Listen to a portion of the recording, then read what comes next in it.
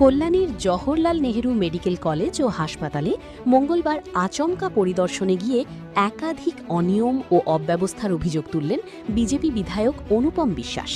হাসপাতালের নোংরা পরিবেশ, রোগীদের খাবারের নিম্নমান এবং শৌচাগারের বেহাল অবস্থা দেখে ক্ষোভ প্রকাশ করেন তিনি। বিধায়কের অভিযোগ, দীর্ঘদিন ধরে হাসপাতালে রোগীদের জন্য মাছ ও মাংস দেওয়া বন্ধ।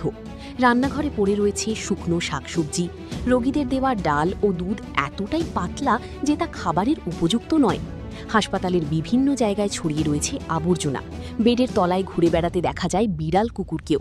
হাসপাতালের শৌচাগারের পরিস্থিতি নিয়েও তীব্র অসন্তোষ প্রকাশ করেন অনুপম বিশ্বাস। তার কথায়, বাথরুমের যা অবস্থা, সাধারণ মানুষ সেখানে ঢুকতেই ভয় পাচ্ছেন।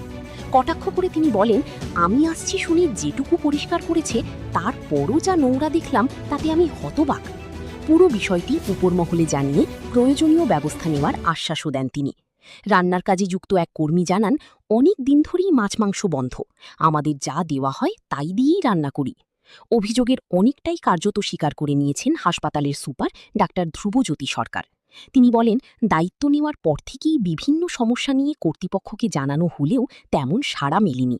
তার কথায়, আমার একার পক্ষে প্রতিদিন পুরো হাসপাতাল ঘুরে দেখা সম্ভব নয়। যারা দায়িত্বে আছেন তারা ঠিকমতো কাজ করলে এই অবস্থা হতো না।